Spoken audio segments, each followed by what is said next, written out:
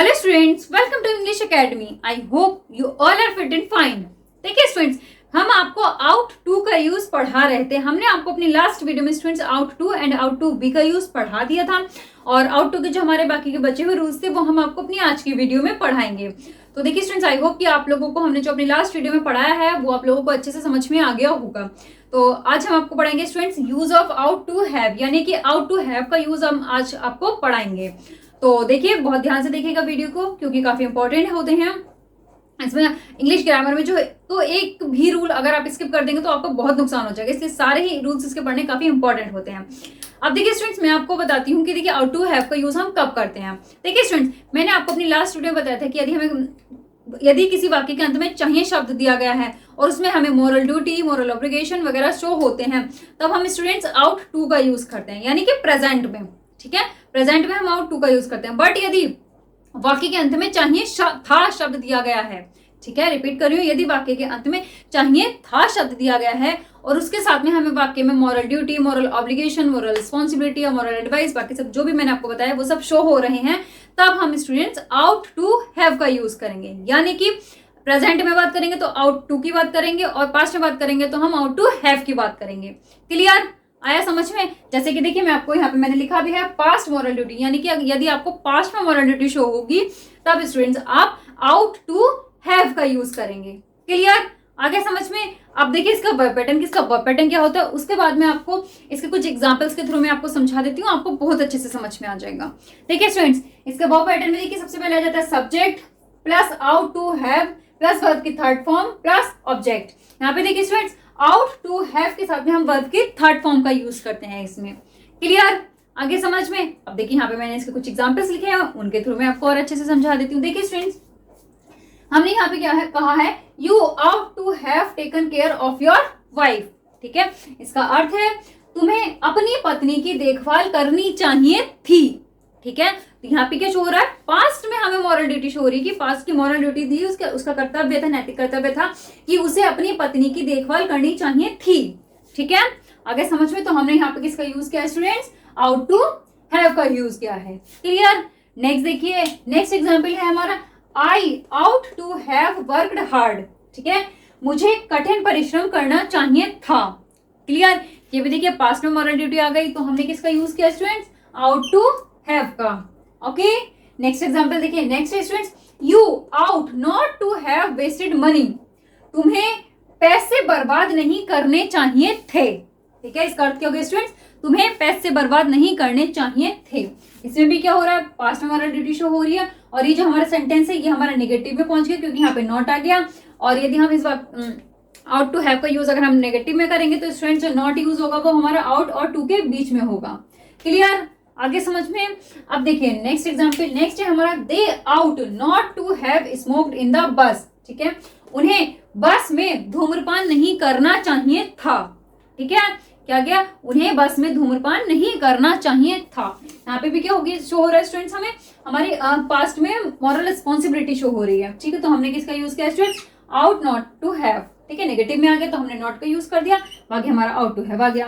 ठीक है, नेक्स्ट देखिए, you ought to have served your parents. ठीक है, तुम्हें अपने माता पिता की सेवा करनी चाहिए थी। इसमें भी क्या शो हो रहा है, पास्ट में मॉरल ड्यूटी शो हो रही है तो हमने किसका यूज किया स्टूडेंट, आउट टू हैव का। क्लियर? आगे समझ में? नेक्स्ट एग्जांपल देखिए, नेक्स्ट है हमारा you ought to have taken food before leaving. तुम्हें जाने से पहले भोजन कर लेना चाहिए था। ठीक है स्टूडेंट्स, क्या हो गया, इसका अर्थ तुम्हें जाने से पहले भोजन कर लेना चाहिए था। ठीक है, तो हमारे यहाँ पे भी क्या हो गया, ought to have. Last example देखिए, you ought not to have taken fatty food. ठीक है, तुम्हें वसा युक्त भोजन नहीं करना चाहिए था। वसा युक्त यानी कि जो हम ज्यादा ऑयली फूड खाते हैं, जिसमें बहुत ज्यादा ऑयल वगैरह होता है, उसको हम बोलते हैं फैटी फूड। ठीक है, या बहुत ज्यादा उसमें चर्बी होती है, इन सबको हम बोलते हैं, जो हमारे फूड होते हैं उनको हम बोलते हैं फैटी फूड। ठीक है, तो इसका अर्थ क्या हो गया, तुम्हें वसा युक्त भोजन नहीं करना चाहिए था। ठीक है स्टूडेंट्स, आ गया समझ में? तो देखिए इसमें भी हमने किसका यूज किया, आउट टू हैव का। ये हमारा नेगेटिव में आ गया तो यहाँ पे हमारा नॉट आ गया। ओके, आगे स्टूडेंट्स आपको समझ में आउट टू हैव का यूज, तो अब आप इसको नोट कीजिए, मैं फिर आपको नेक्स्ट रूल समझाती हूँ।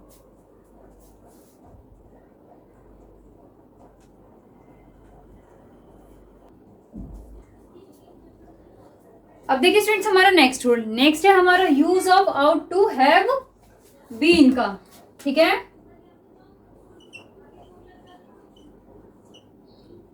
ओके स्टूडेंट्स, अब हम आपको बताएंगे use of ought to have been, यानी कि आउट टू हैव बीन का यूज हम कब करते हैं। देखिए स्टूडेंट्स, हमने आपको जब आउट टू बी पढ़ाया था तो हमने उसमें बताया था कि यदि हमें क्या शो होती, नेचुरल पॉसिबिलिटी शो होगी, तब हम क्या करेंगे स्टूडेंट्स, आउट टू बी का यूज करेंगे।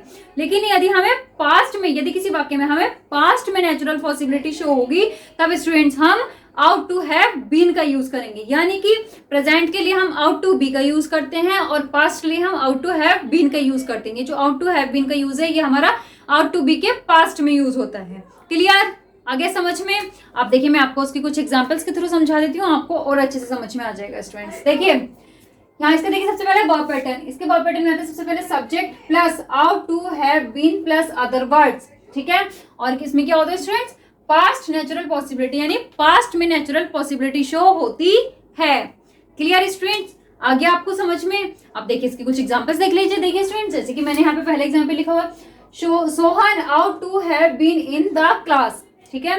सोहन को क्लास में होना चाहिए था, ठीक है स्टूडेंट। और इसके अंत में क्या आएगा, चाहिए था, ठीक है। सोहन को क्लास में होना चाहिए था। इसमें क्या हो रहा है, हमें पास्ट में नेचुरल पॉसिबिलिटी शो हो रही है, तो हमने क्या किया है students, ought to have been का यूज किया है। क्लियर। अब देखिए नेक्स्ट है हमारा, she ought to have been present at the wedding of her friend, ठीक है। उसे अपने दोस्त की शादी में उपस्थित होना चाहिए था।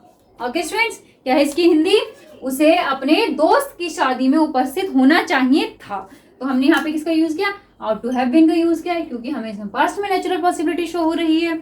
आगे समझ में? देखिए हमारा नेक्स्ट एग्जांपल, नेक्स्ट हमारा, students ought to have been polite, विद्यार्थियों को विनम्र होना चाहिए था, ठीक है। क्या आगे स्टूडेंट्स हमारा, विद्यार्थियों को विनम्र होना चाहिए था, तो हमने यहाँ पे किसका यूज किया, आउट टू हैव बीन का। और देखिए नेक्स्ट एग्जांपल हमारा, she ought not to have been late yesterday, उसे कल देर नहीं होनी चाहिए थी। ओके, क्या हो गया इसका मीन स्टूडेंट्स, उसे कल देर नहीं होनी चाहिए थी। ओके, नेक्स्ट एग्जांपल देखिए, he taught in the school full stop, he ought to have been a good teacher, वह स्कूल में पढ़ाता था, उसे एक अच्छा अध्यापक होना चाहिए था। ठीक है स्टूडेंट, तो इसमें भी क्या शो हो रहा है, इसमें हमें पास्ट में नेचुरल पॉसिबिलिटी शो हो रही है, तो हमने students ought to have been का यूज किया है। क्लियर स्टूडेंट्स, ये आपको समझ में आ गया। ये तो था हमारा आउट टू हैव बीन का फर्स्ट रूल। देखिए इसका हम आपको दूसरा रूल बताते हैं। देखिए आउट टू हैव बीन का यूज हम पैसिव वॉइस में किस तरह से करते हैं। ओके, यहाँ पे देखिए मैं लिख देती हूँ, पैसिव वॉइस में देखिए स्टूडेंट्स, यदि किसी वाक्य के अंत में किया जाना चाहिए था शब्द दिया गया है और उसके साथ में हमें पास्ट में नेचुरल पॉसिबिलिटी शो हो रही है, तो स्टूडेंट्स हम क्या करेंगे, तब हम आउट टू हैव बीन के साथ में वर्ब की थर्ड फॉर्म का यूज करेंगे। क्लियर, आया समझ में? यानी कि देखिए इसमें क्या होता है, पैसिव वॉइस में हम वाक्य को कब बनाते हैं, जब हमारा जो कोई काम होता है वो किसी दूसरे व्यक्ति द्वारा किया जाता है।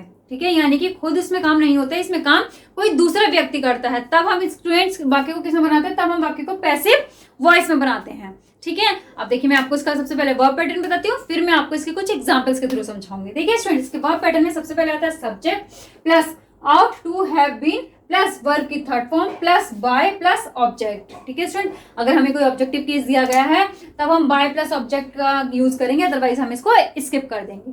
ठीक है, इसके अंत में क्या आएगा, किया जाना चाहिए था। किसमें बनाइए हमारा वाक्य, पैसिव वॉइस में। ओके, देखिए इसका एग्जांपल देखिए स्टूडेंट्स, आप देखिए जैसे कि मैंने यहाँ पे पहला एग्जांपल लिखा हुआ है, doctors ought to have been respected by him. ठीक है, उसके द्वारा डॉक्टर्स का सम्मान किया जाना चाहिए था। ठीक है स्टूडेंट्स, क्या होगा इसकी हिंदी, उसके द्वारा डॉक्टर्स का सम्मान किया जाना चाहिए था। ओके, आगे समझ में? अब देखिए यहाँ पे भी जो सम्मान किया जा रहा है वो उसके द्वारा हो रहा है, यानी कोई और व्यक्ति है, तो हमने इसको किसमें बना दिया, पैसिव वॉइस में। नेक्स्ट एग्जांपल देखिए हमारा, small kids ought to have been loved by us, हमारे द्वारा छोटे बच्चों को प्यार किया जाना चाहिए था। आगे समझ में? नेक्स्ट एग्जांपल देखिए, your relatives ought to have been served by you, तुम्हारे द्वारा तुम्हारे अतिथियों की सेवा की जानी चाहिए थी। ओके, आगे समझ में क्या है स्टूडेंट्स इसका अर्थ? तुम्हारे द्वारा तुम्हारे अतिथियों की सेवा की जानी चाहिए थी।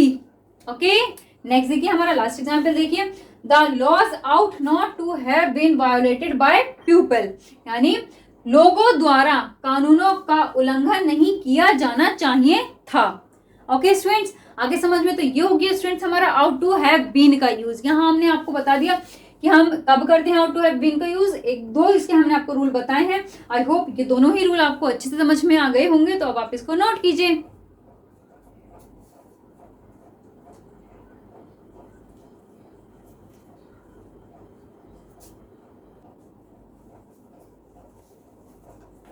अब देखिए स्टूडेंट, मैं आपको बताती हूँ कि आउट टू का यूज हम डायरेक्ट एंड इनडायरेक्ट स्पीच में किस तरह से करते हैं। देखिए स्टूडेंट्स, यहाँ पे मैंने कुछ एग्जांपल्स लिखे हुए हैं, इनके थ्रू मैं आपको समझाऊंगी। उससे पहले मैं आपको बता देती हूँ कि स्टूडेंट जब हमारा डायरेक्ट स्पीच में अगर हमारा जो हमारा डायरेक्ट सेंटेंस हो उसमें अगर हमें आउट या आउट टू भी कुछ भी दिया गया है, तो जब हम उसको इनडायरेक्ट बनाते हैं तो हम उसे चेंज नहीं करते। अगर हमारा ऊपर आउट टू है तो नीचे भी हमारा आउट टू ही रहेगा, आउट टू बी या कुछ और नहीं होगा। ठीक है, अब देखिए मैं आपको इसको एग्जांपल के थ्रू समझा देती हूँ, आपको और अच्छे से समझ में आ जाएगा। देखिए स्टूडेंट्स, मैंने पहले लिखा है she said comma inverted comma start I ought to attend the lectures daily full stop inverted comma close. ये सेंटेंस हमारा डायरेक्ट में बना हुआ, तो जब हम इसको इनडायरेक्ट में बनाएंगे तो हमारा ये बनेगा, देखिए she said that she ought to attend the lectures daily. ठीक है स्टूडेंट्स, तो देखिए यहाँ पे हमारा आउट टू था, ठीक है, तो यहाँ पे भी हमारा आउट टू ही रहा है, चेंज नहीं हुआ है। यहाँ पे देखिए हमारा आई था, और इसको हम किससे चेंज करते हैं, आई को जो हमारे रिपोर्टिंग वर्क की जो हमारे सब्जेक्ट होता है उससे से चेंज करते हैं। ठीक है, तो यहाँ पे हमारा शी था, तो हमने जब आई को शी से चेंज किया तो हमारा ये शी आ गया। ओके, नेक्स्ट हमारा इसका एग्जाम्पल देखिए he said to me comma inverted comma start you ought to have called your mother full stop inverted comma close। इसको देखिए हमने इनडायरेक्ट में बनाया, तो किस तरह से बनाया, he told me that I ought to have called my mother full stop। ठीक है स्टूडेंट्स, यहाँ पे देखिए हमारा डायरेक्ट स्पीच में आउट टू हैव था, तो हमने इसको इनडायरेक्ट बनाया, तो हमारा आउट टू हैव ही रहा, चेंज नहीं हुआ।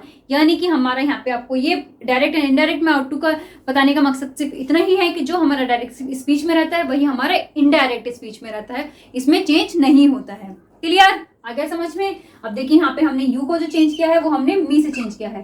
ठीक है, सेकंड पर्सन को हम रिपोर्टिंग जो हमारी स्पीच होती है उसके ऑब्जेक्ट से चेंज करते हैं। क्लियर, नेक्स्ट देखिए हमारा children said comma inverted comma start we ought not to tell a lie full stop inverted comma close.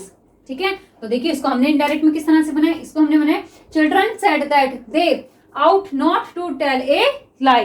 ठीक है स्टूडेंट्स, यहाँ पे देखिए यहाँ पे हमारा आउट नॉट टू आया था, तो हमने जब इनडायरेक्ट बनाया तो वहां पे भी हमारा आउट नॉट टू आया है। क्लियर, और यहाँ पे देखिए हमारा वी किससे चेंज हुआ है, चिल्ड्रन से, क्योंकि हमारा फर्स्ट पर्सन है, जैसे हमारा आई शी से चेंज हुआ है इसी तरह से हमारा वी भी चिल्ड्रन से चेंज हुआ है। चिल्ड्रन था तो हमारा इसलिए यहाँ पे दे आ गया। ओके, आगे समझ में? तो ये हो गया स्टूडेंट्स हमारा direct and indirect speech ought to के लिए।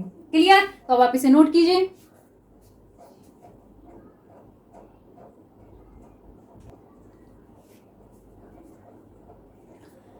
ओके स्टूडेंट्स, हो गया नोट। तो देखिए हमारा आउट टू का यूज खत्म होता है। आई होप आप लोगों को अच्छे से समझ में आ गया होगा।